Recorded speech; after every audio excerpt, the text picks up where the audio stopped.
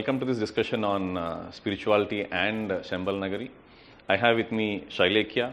We both share a 2-decade-long spiritual journey with our spiritual guru. Shailekya has a postgraduate degree in management from Pittsburgh University in the USA. Currently, she is the director for Bhagyanagar Hotels Limited, which manages a lot of hospitality properties, including the popular Shiran Fort Club in Begumpet, Hyderabad. Over to you, Shailekya. Thank you, Ramesh, for the introduction. Everyone, meet Ramesh, my dear friend, also known as Sambalanagari Ramesh, and he's an engineer from BITS Pilani. Worked for over 15 years in companies like Intergraph and Microsoft.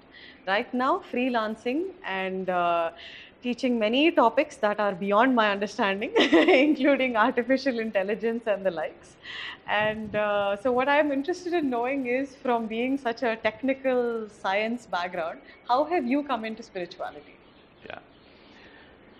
So there are two ways to answer it. I'll take the easy way here. So a lot of people think science and spirituality are at loggerheads with each other, and then they attack each other. Okay. But it has been the other way in my experience. So I have always been a scientist. In fact, in my college, my nickname was Scientist Ramesh. Okay. So I love science, and I've been pursuing science, all my life. So what we see is science explains the truth behind what we see, every day. For example, if you just take gravity, you and I can't see gravity. But science can define gravity to such an extent that it can give us precise equations, and we can make use of that to build systems on top of it. So I see science as something that is making us or explaining the reality very easily to us. So the more science advances, the more reality we will understand. So in a way, science is trying to understand the truth. If you just look at spirituality, what we do there is we are seeking the truth. Okay, not the truth which is every day, but then slightly beyond every day, slightly beyond the life, or slightly beyond what questions science cannot answer as of today. Right. As of today. So the more the science discovers, the more science advances. It's good for spirituality. Right. So spirituality would never say that science is bad or science is wrong. Right. I feel that for a society, I think we should encourage both. Right. And we should live, or we should just make sure that we should just put both of them together, and both of them will help us progress. Right. Can you describe any spiritual practices or sadhanas that you do, that you practice maybe daily or weekly or anything like that? Yeah, I used to do a lot of sadhana, but as of now, based on my gurus or in our gurus' instructions, I am banned from doing sadhana as of now. Why is that? I am banned from doing sadhana as of now. So why is that? So the answer is simple. So I went to this guru for a very simple reason. So he was teaching Kriya Yoga, and then I wanted to learn some yoga, Right. so that from a long-term perspective we will be in good health. Correct. This is the objective. Right. So I went there, and then I learned Kriya Yoga from him, and then so did you. You practiced a lot. I also practiced a lot. So my practices somewhere went so deep that they have transcended the health, and then they moved into the realm of spirituality. And then when he found out that there is something called a maturity level in spirituality. So the goal is that, I had no plans to sell my Ferraris and then go to Himalayas and then do it. So that is not the spirituality that I am trying to pursue or trying to popularize. Right. So the idea here is that, we have a life, we have a career, and the idea or the goal of this spirituality is to make sure that how can spirituality and the everyday life, how can spirituality and career go together? How can our own spiritual practices help us in advancing in our careers, or making our lives more enjoyable, or reducing the stress in our life? So there is a level, at which you have to stop. So if you just go beyond that, it will be difficult for you to balance these two things. So the reason, why my guru stopped is that he said, okay, you are at a level of balance where you are very much in the society, taking care of your family, taking care of all other responsibilities like your career and charities and your parents and everything. So this is the place, where I would like to operate. Okay. So any further stuff, what happens is, you probably would like to withdraw from society and then be on your own.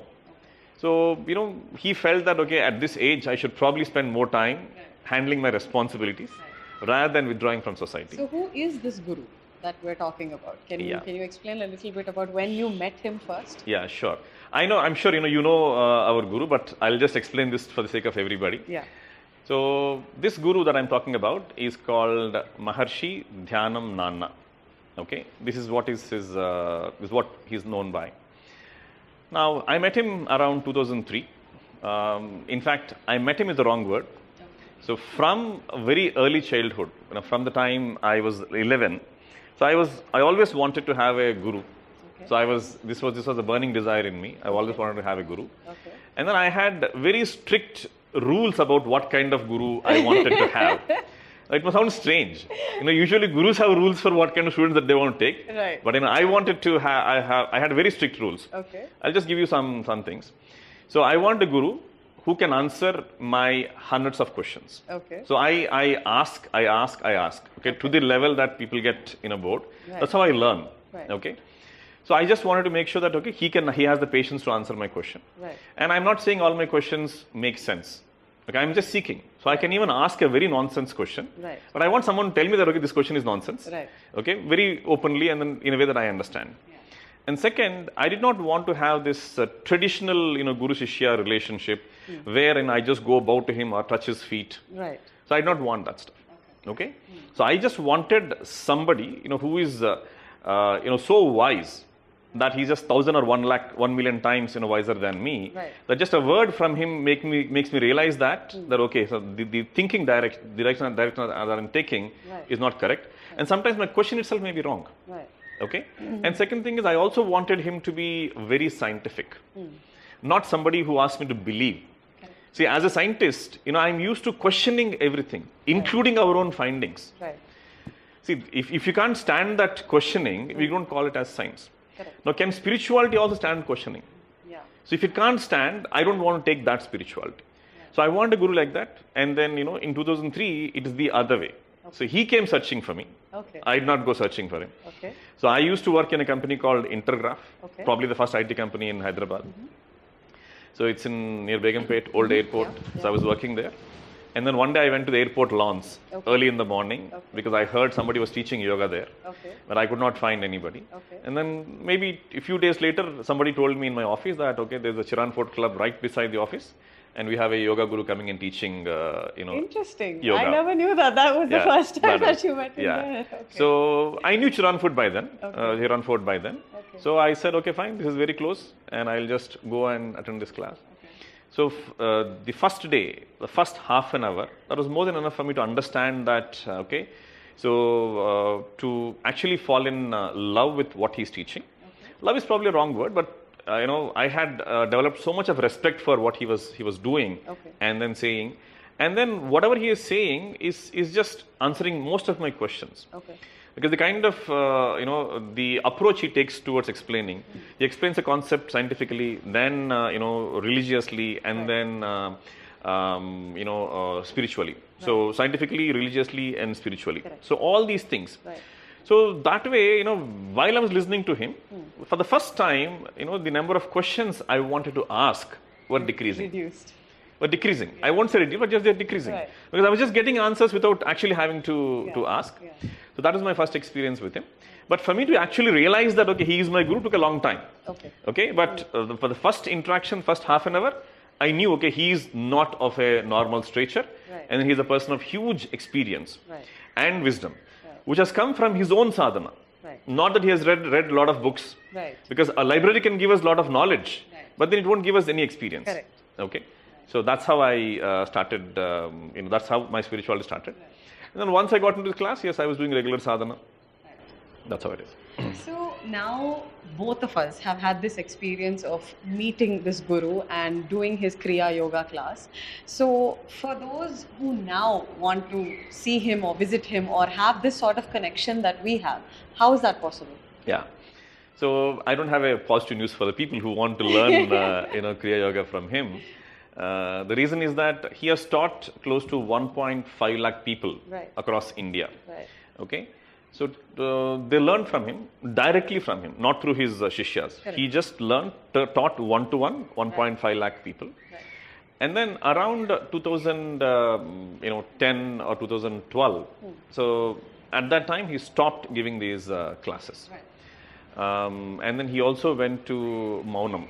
So mounam is a spiritual practice, very common in India, where a person stops speaking. So voluntarily, he just stopped speaking. And so from that time, these classes stopped. So today, if you want to learn Kriya Yoga, you can learn it from a lot of other people, in the world. Right. But then from Maharshi Dhyanam Nanna, there's no way you can't learn from him. Right. And then, maybe sadly, we don't have any of his disciples who has taken up teaching Right. this. Right. And yeah, what Maharshi says is that, I have not invented anything new. Right. So all the Kriya Yoga that I taught Right. was already existing in this land. Right. So I learnt it and I have experienced it. And the only Kriya Yoga which is useful for a person of a family life, that is what he taught. Correct. So we never wanted to become, spiritual seekers Right. or, sannyasis Right. or maharshis. Right. So that's what it's like, distilled knowledge. Correct. So there's so much knowledge and he has learnt all of them and he has learnt hundreds of kriyas. But then he used to teach us, I think, around 12 of them. 12 of them. 12 of exactly. them. That's what we used Yeah. to practice. Exactly. And then just made sure that they are very safe for a person of family to practice. Right. Sadly, today we don't have that option. That's right. Yeah. So would you say that this answerability that he had in terms of giving a threefold knowledge was the thing that you most respect about him, or is there anything else? That's just only one angle. Okay. Okay. But my respect for him comes from another fact. Okay. The fact is that today, we see a lot of people earning. We see a lot of people learning. Right. So people may earn material wealth, people may learn knowledge, or people may gain wisdom over a period of time. Right. But the one that I respect most, in my guru, that's Maharshi Dhyanam Nanna, is the kind of effort he puts in trying to share this with the world, and so freely, and so abundantly, that his way of thinking is that a lot of people in this world, they tried to do tapas and then they could not, because it's not easy. But here is one Maharshi who has been to Himalayas for 42 times in his life, and then like every time he goes and comes back, he used to come back and then share his tapas shakti with all of us. So today, whatever he has gained, he's very much aware that out of millions of people who want to seek spirituality, only very few people succeed. Right. And he's one of the person who has succeeded in doing that tapasya or reaching that level. And now he has taken it on him, the onus. Since I was lucky to reach this level, it becomes my duty to share this Okay. or to spread this amongst all the people who are interested. And he does it so wholeheartedly, he does it so freely without any expectations, be it financials or otherwise. Right. That is what I like. And today, I am aiding in his ambition or goal or whatever you would like to call. Right. So where now we have a person who has been there, who has done that, most difficult thing, that is in doing this tapas and achieving those states. Right. And how do we share this tapas shakti with everybody in the society? Right. This is what used to be done in ancient India very freely and by most people. But as time passed, somewhere things got commercialized. And then today, it's very rare that we find someone, who is so non-commercial and who is genuinely interested in benefiting the society. So that is that is the part of Maharshi that I like and that I'm connected to. Right. Okay? Correct. Where is he now? So he's currently at a place called Sambalanagari. This is the myth or the real? So this is neither Sambalanagari the myth nor the reality. Okay. So we have set up an ashram, Okay. at a place near Vizag. So this is on the on the Vizag-Araku road. Right. So we have a place called Srungavarapu, and near to that there's a village called Rajipeta. So we have an ashram there. Okay. So we have named that place as Sambalanagari. Okay. Okay. That's where he is there.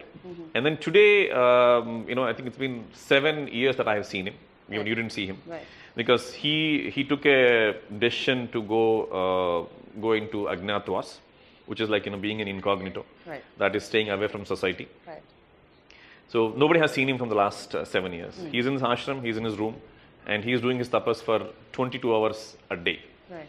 So this is exactly what I want everyone to understand. So just imagine you are into something. You are a student Right. you are a businessman, or you are a dancer, or a doctor, or architect. If you can do what you like for 22 hours a day, now you don't have to think, will I be successful or not? Correct. Okay, that's what is tapas. Right. That's what is spirituality. Can you be with what you like? Right. 100% of the time. Right. Okay, so you and me, we don multiple roles. Right. For example, you are a mother. Right. Okay, you are a wife. Okay, and you are a daughter. So you are a director of a company. Right. Now the whole idea is that when you are at office, can you be 100% director of that bargain or hotels? So when you are at home, you should be 100% mother of your children. So that is what spirituality will help you to do. So can you do your duties with 100% efficiency?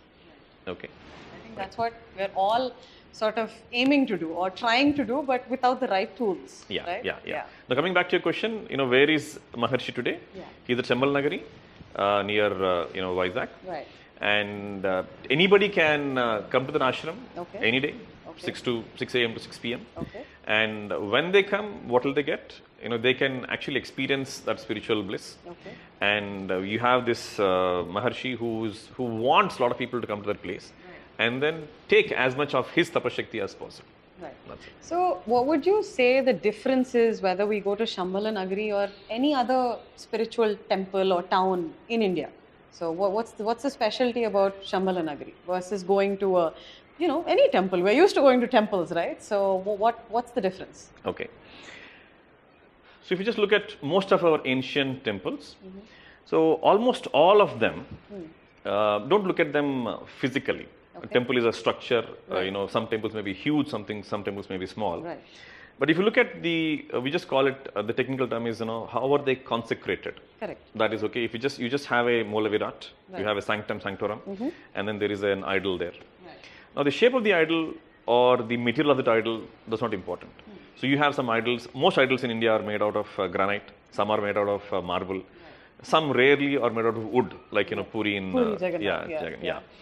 So the point is, who has consecrated that idol? Right. Essentially, the ancient rishis, when they did their tapas and when they have achieved a level, they used to come to the society and then they used to just consecrate this. Essentially, Right. they used to transfer their tapas shakti into this idol. Correct. So that a temple is a very controlled way of that energy exchange. Right. So anybody seeking that tapas shakti, they come there, and then the temple has enough rules and then ways to maintain the sanctity of that place. So anybody who's coming there, they can just get the tapas shakti, go back, Right. and then and continue with their life. Not everybody can go to Himalayas and do tapas. Correct. It's difficult. Yeah. So the rishis were basically magnanimous enough that they had just come from there and then made sure that it is available. To charge people's battery, basically. Exactly. Yeah. Exactly. Okay. Now, go to any ancient temple in India. This is the concept. The rishis may be different. The type of energies that they have charged that idol with may be different. Right. Okay. For example, if you just look at one place close to us. So we're in Hyderabad and we have a place called Basara. Correct. A few hours from here. Yeah. And then, so basically, the kind of energy charge there is about that Saraswati Shakti or that creativity or that learning kind of a stuff. Correct. Okay. Similarly, you may have different energies. So that is what it is. Correct. Now, what is Sambalanagari? So if you just talk about Sambalanagari, the myth. Sambalanagari, the myth is basically, it's a place in Himalayas or it's a village in Himalayas Okay. that nobody can go, nobody can find, nobody can discover. Right. Or they'll say it is impossible for a mortal to go there. Right. But what do you find once you go there? So it is said that, okay, you have a lot of, diamonds, pearls, gold, and everything valuable there. Okay. So a lot of people, they understand this myth. Some people took it literally and then they actually went there with a team to discover, with an idea of not taking the spirituality from there, but taking Right. these, gold Right, and diamonds right, from right. there. Yeah. But then if you just try to, demystify the myth, Okay. it's like this. What is Sambalanagari, the reality? Sambalanagari, the reality is this. It's a place where you have lot of spiritual energy or this tapashakti, which has been, that entire place has been charged. If you just look at a temple is basically only that idol, that's what is charged with the energy. But here that entire place is charged with Sambalanagari, not by one or two, Right. but by thousands of rishis who have done their tapas or their penance there Right. for ages. Right. Now they are not there physically, But they are in their, we just call it as Sukshma Rupa. Okay. Or you can just say they are in their consciousness form or, ethereal form. Right. That's probably the closest in English that we can discover. So they still are there, and then that is charged with that spiritual energy. The only problem is that today there is no signboards telling you that, okay, this way to Sambalanagari, Right. 20 kilometers from here, or Right. and even if you and I, we just try to go there, discover that place, we wouldn't know that we are in Sambalanagari. We may get there by mistake, okay, but we would not know that Sambalanagari. The reason is simple. So if you just take many common places in society, for example, you take a hospital, you take a hotel, and you take a school. Okay. The moment you just get into a hospital, okay, you have a reception, or you probably have an emergency, so you would know it's a hospital, and you'll have a board also. Right. Similarly, you just walk into a hotel, you have a reception, somebody may welcome you and say, this is so and so. Or just go to a school, you will understand, kids playing or making noise, it's a school. But how would you know a barren land, so somewhere in Himalayas, and there is no board, no indication, no compound wall, how would we know that stuff? Because the entire place is charged. Now, when I say this, this is not unique. If you just look at everywhere in India, so we have a concept called, Punyakshetram. So, Punyakshetram means a place. Right. There are a lot of Punyakshetras, which means that entire place is charged with energies. Right. Okay. So, Sambalanagari may be something in Himalayas which we can't reach, but there are so many things else that people can go and then get that tapasya. Correct. Okay. Right. Now, what is Sambalanagari that I am talking about, where this Maharshi is? So, usually, if you just try to understand what a Maharshi is in the first place, so I'll just make it very easy for people to understand. So, you have two children. Now, it's instinctively, you're willing to give everything you own to them. Right. So, your blood, your sweat, everything. Right. So, you can give it to your children. Okay. And similarly, we are here because of the sacrifice that our parents have made. Yeah. Okay. But let's say I ask you that, Shailakya, I know 10 kids who are disadvantaged. Can you take care of them? Right. You probably may feed them for a day. Right. Or probably you can just pay their fees for a month. Correct. But there's no way that you can take care of them, as well or as much as you take care of your kids. Right. Yeah. Okay? That's what we are. That is the typical family people or people in society. Right. Nothing wrong with it. But a Maharshi, on the other hand, is so, selfless and so altruistic that whatever he has, that is, whatever he has, what would a Maharshi usually have? He probably would not have any material possessions, but he'll have all this spiritual tapashakti.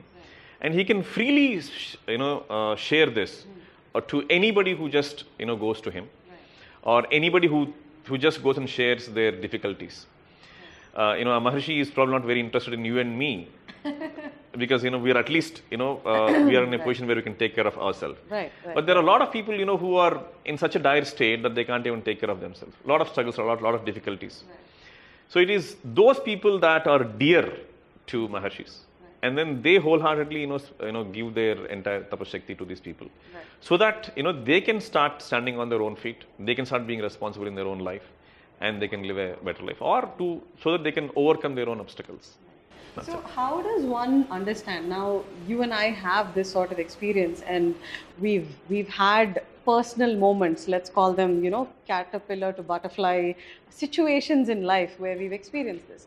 But now for a person who's, let's say, watching us or watching the many spiritual options that are available, how do they know the value of this guru? That is something that's always a question, was always a question to me as I was younger, but with my own experience, I know the answer. But how does a person without having that experience yet realize the value of this guru? Yeah. Now, it's a difficult question. That is, let's understand one reality of life. Can this Maharshi, is it really possible for the whole world to trust him or to come to him? Not possible. Right. Okay. Now, where I am, with what I am doing, my guru came searching for me. I did not step out, just, office building, and then just, to its side, I just could find him. Right. Now, what I would say is, it's a difficult thing to find out if, let's say you find a guru. How do you know that, he's genuine? Right. This is a question that many people have. Yeah. Okay. I have a very small answer for that. I hope this helps people. There's a saying that a fake guru and a genuine shishya, Right. or a genuine, or a genuine guru and a fake shishya cannot travel for long. Right. Cannot travel for long. So all I would just tell people is that, if you find a guru, so, you just, I would say, continue your journey with them for some time. And then over a period of time, you would know it. Right. So today I can talk about my guru because, it's been more than 2 decades that I'm, with somebody. Yeah. And I just, finally tell people that, okay, it's difficult to act for 20 years. It's difficult to act for 20 years. That's right. Okay. That's right. Now you just see what happens in normal life. People go on their first date. It's so easy to impress somebody on a first date. When you just get married, now can you just make sure that you continue the same impression? Acting, Very difficult. No, it's not possible. Not possible. Right. So the idea is that if somebody is not genuine and they're acting, they can't act for long. Right. Similarly, on the other side, you're a seeker. Okay. Are you seeking for any ulterior motive, or you have a genuine, longing for spirituality? Right. So as long, even if you're genuine, yes, you probably would end up with a genuine guru. Right. In the process, you probably may meet 2 or 4 people, who don't suit you. Right. Who don't suit you. So I would not say that who don't suit you are bad gurus. I would just simply say that, okay, everybody has an affinity. Just like a while back I told you, I wanted a science guru. Correct. And luckily, this Maharshi is an award-winning science teacher. Correct. Not many people know that stuff. Yeah, exactly. So he's a gold medalist, science teacher. Right. So based on your, I would say, inclinity, what are you inclined to? Right. So you may find a guru of that type. Right. Otherwise, in case you can't find, I would just welcome all of them to come to Sambalanagari and at least experience the spiritual bliss and tapasya which is here, and make sure that this can be their beginning into their spiritual journey. Okay. Right. And then no genuine guru would say that, I am the only guru or you can't go to any other place. Right. So essentially just, make this as your stepping stone into your spiritual journey and then continue. That's what I would say. Yeah. So I think we've got a lot of information, and hope this answers a lot of questions also. And so we've spoken about Maharshi Dhyanam Nanna being in ajnatam in the ashram in Vizag. So if one were to go to visit Sambalanagari, what could you expect there to do in the ashram itself? Okay. I know we would receive the spiritual energy without doing anything, just by breathing there, I'm assuming. But otherwise, in the physical aspect, what do you expect once we go there? Yeah, sure. So before, I would say, 7 years before. So had you walked into Sambalanagari, you would have met Maharshi Dhyanam Nanna in person, in flesh and blood. Right. Okay. So we both were lucky. That itself gives me a smile on my face. Yeah. So we were lucky, and then those 150,000 people were lucky to have experienced his aura or persona or whatever you want to call. So usually what happens is people when they can't bear their difficulties in life, they would like to seek answers. Right. They would like to find a person who can soothe them. Right. So Maharshi is like that. Okay, they have that. I would probably use this word. They have that infinite wisdom of the ways of the world, and they can probably soothe many people. And while they can't magically take away all your difficulties, but they can surely make sure that you are relaxed, and then you get started to face your own difficulties. Right. So it was easy for us to touch him, interact with him, and make sure that we get relaxed. So that was the time when I asked, this everything is fine, but what after you? Right. See, I don't believe in miracles. Right. So he is a human who has done this enormous sadhana. But then, he's not a supernatural person. Right. So one day he has to, leave this world. Right. I said, what after that? Correct. So then the answer came many years after that. Okay. So many years. And so the idea was that Maharshi chose to consecrate, an idol there. Okay. So that, whoever comes to this place and touches that idol, so they will get this tapashakti. Right. So we have set up a 1800 kg Panchaloha statue of Gayatri Mata.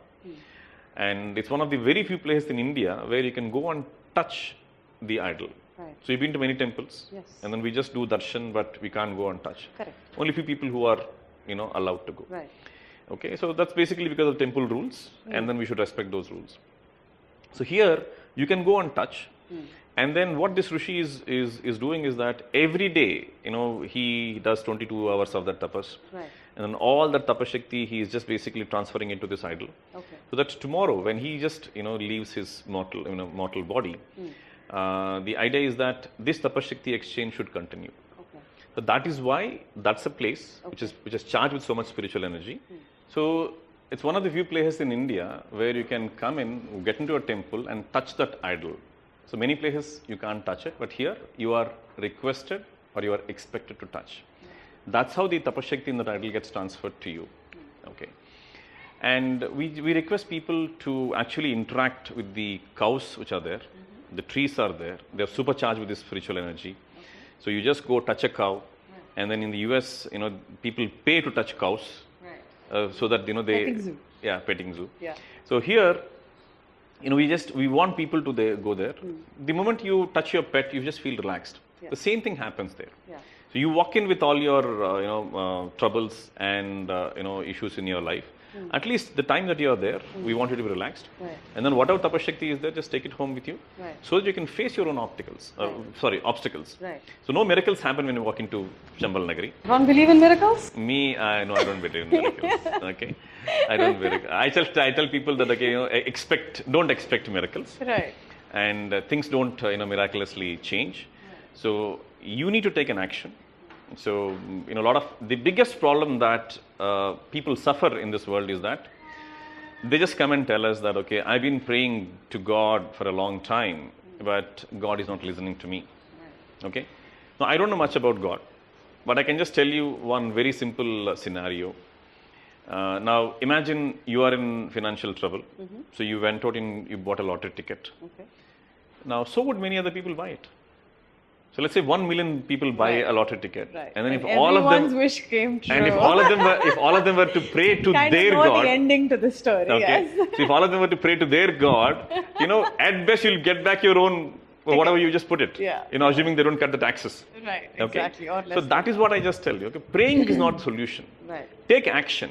Take action. Hard work. That is the solution to that. Right. And this tapasakti will help you to put in that hard work. Can you talk a little bit about the other temples? I think if that's what we call them, the one with the Shakti Peetam and the one with the different god idols that are there. So what is the significance of that in the ashram? Right. So there are a lot of kinds of people who walk into Sambalanagari. So the majority are the people who have difficulties in their life, and then they don't know the way out. Right. So they want to find some kind of relaxation. Right. The other kind are seekers, Okay. or the sadhakas. Okay. Who actually proactively get into spirituality. Okay. They don't have any difficulties, but then they just want to do sadhana. The Shakti Peetam is basically, I would use the word, it's a spiritual engineering. Okay. So where we just, brought those, stones from all the different rivers in India and then built a structure. And that is supercharged with tapashakti. So if you touch that, your chakras from Mooladhara to Sahasrara, all of them will get activated. So especially people who are into Kundalini yoga or Kundalini sadhana, it's very, very useful for them. I would dare say that, if you touch that Shakti Peetam once, it's equivalent to 3 years of your sadhana. Wow. So we just tell people that just come here, and then whatever sadhana you're doing, it's private to you, but then make use of this energy. Right. And then just, advance in your spiritual. Sort of like adding turbo to the engine of your car. Exactly.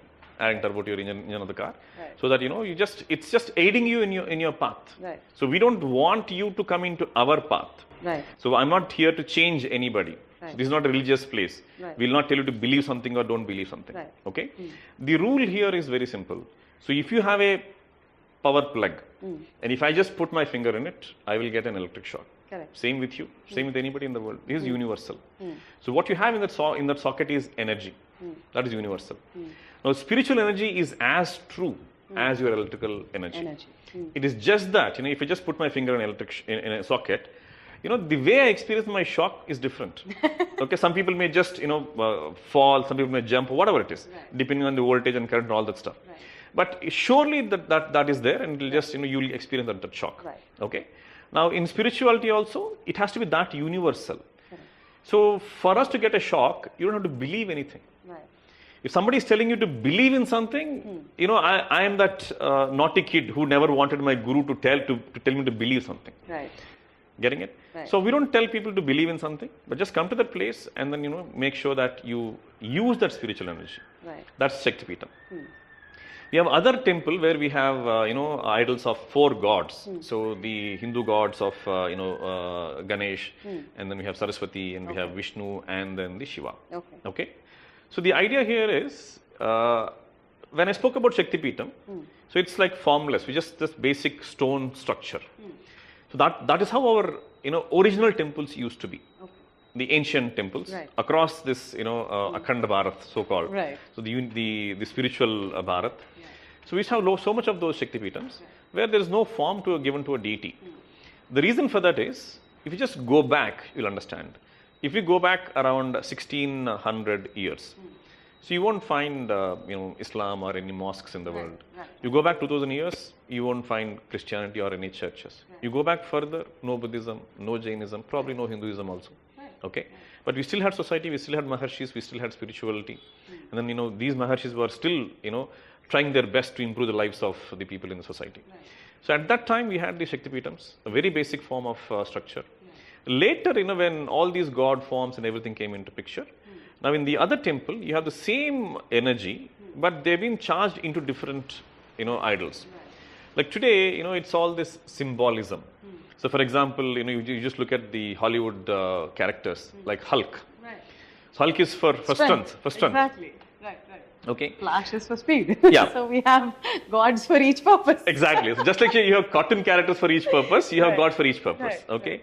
Now obviously, it's very common, in our society that if a child is very afraid or scared of everything. Hanuman, right? Hanuman. We just tell you, I'll just give you a Hanuman stuff, or just have that medallion in your around your neck. Yeah. So he will protect you.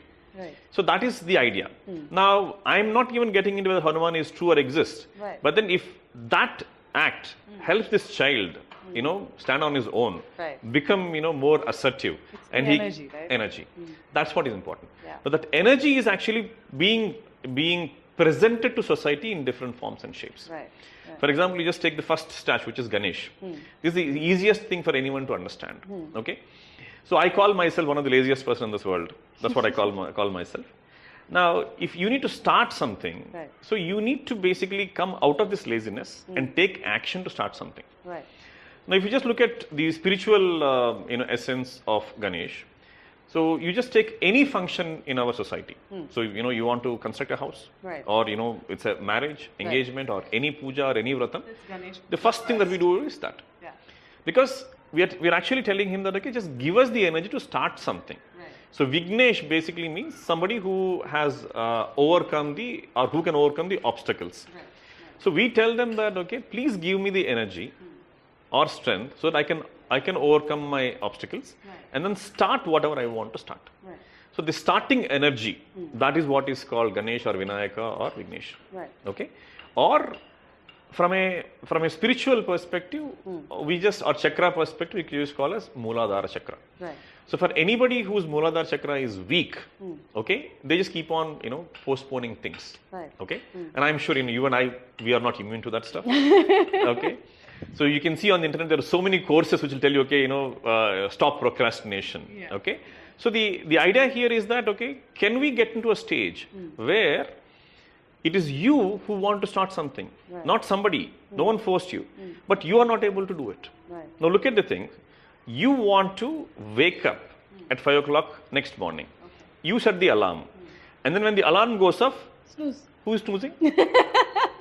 We are snoozing. Yes. Okay. Now look at let us dissect this. It's we who wanted to wake up at 5 o'clock in the morning. It's we who set the alarm, and now it's we who are snoozing.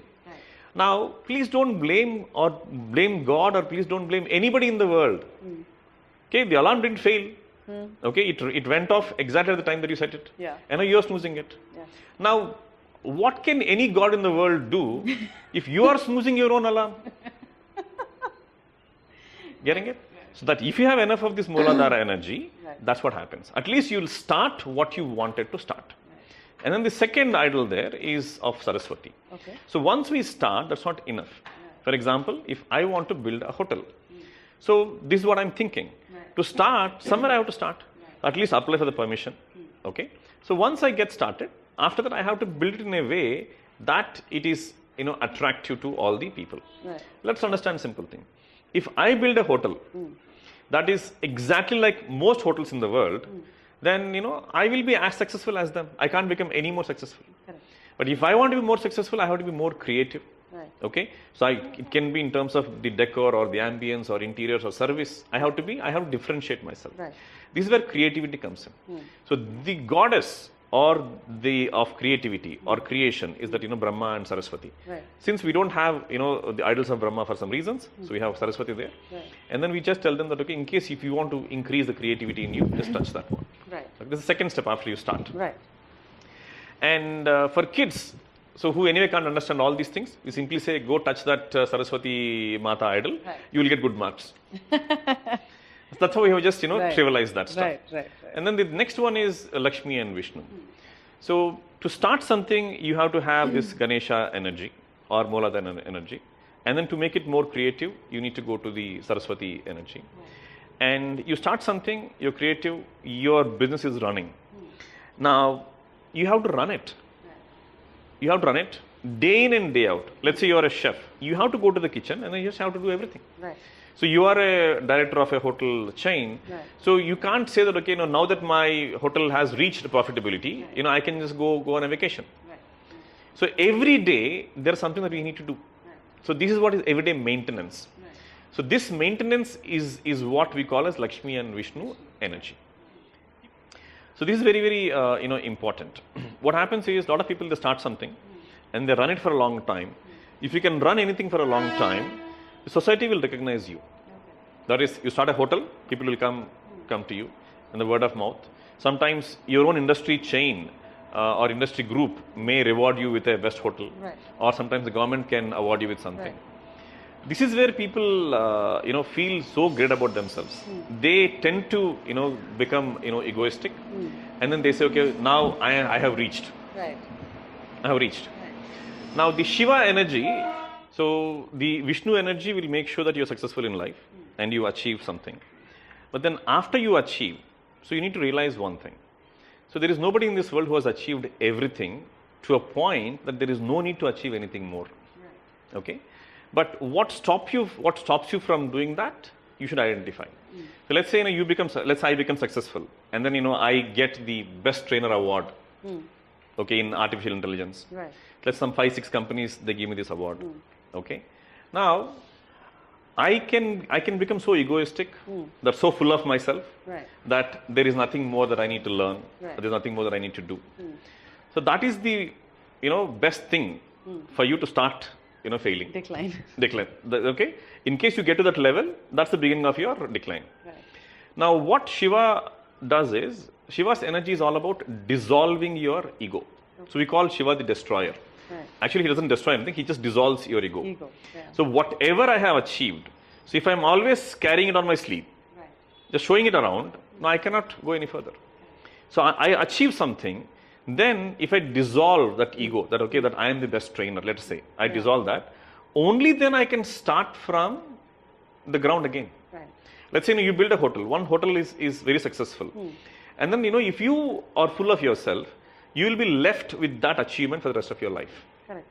If you want to achieve more, the only way is that, okay, I have done this, good, okay, now I'm happy with this. But then I don't want to stop here. Yeah.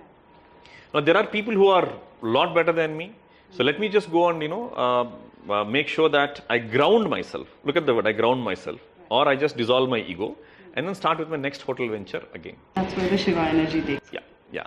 So people without Shiva energy, what happens is that they achieve something in life, but then they get stuck there. They don't grow any further.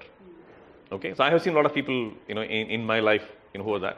But sadly, I can't go and tell them that, okay, you're stuck Shiva here. energy. Right. So that's exactly why, it's when they come and ask, it makes sense. But I can't just go and tell them, go and tell them this. So we start something with the Ganesha energy.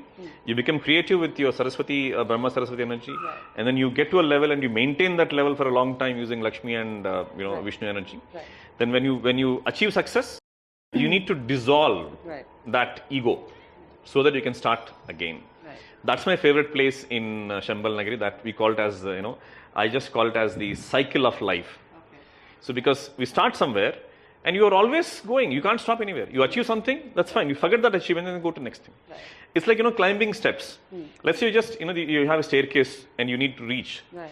Imagine if one of the stair is made out of gold, okay? You can't say this is out of gold, I'll just sit here. Right. So if you say this stair is made of gold, I'm going to sit here, what use? There's no use of the staircase. Getting it? So think of your achievement as that golden staircase. Only when you can go beyond that, you can achieve more. Getting it? But what energy, you need to do that stuff is that Shiva energy. So we've covered a lot of information in this package about Nandagaru and Sambalanagari. So what should one expect? Suppose they want to visit tomorrow, then what should you expect once you go there? What should they do? How long should they stay? Anything, any information about that? Yeah. So my request to everybody visiting Sambalanagari is, please come without any expectations. Okay. So what we are doing there is, we don't expect anything from you. We don't expect donations. You don't even find hundi there where you can put in cash, not required. Please don't bring any flowers or coconuts or any incense sticks, nothing. Sambalanagari was actually created for people who are on a path to something. Let's say, you want to become an engineer, you're already a doctor, or you're a lawyer. So you have a life goal and you're just going with it. Come to Sambalanagari, and then we say this for every person coming in, that is, come with empty hands and go with divine energy. So once you come in and take this divine energy, whatever you are pursuing in your life, okay, that pursuit, you will reach there faster. Or we can say that it will accelerate your pursuit of your goals. Our aim also is that anybody who walks in to Sambalanagari, takes this divine energy and then goes out, he or she should become a better human, a better doctor, a better lawyer, or a better student. That's it. Now, whenever you're coming to Sambalanagari, we request you at least give yourself 40 minutes time, the minimum. So come in and then just walk around with barefoot, leave your footwear outside, and then please maintain complete silence. So as long as you are inside Sambalanagari, we request you to be silent. Why? When I'm speaking, I can't receive anything. You ask me a question, I'm just answering.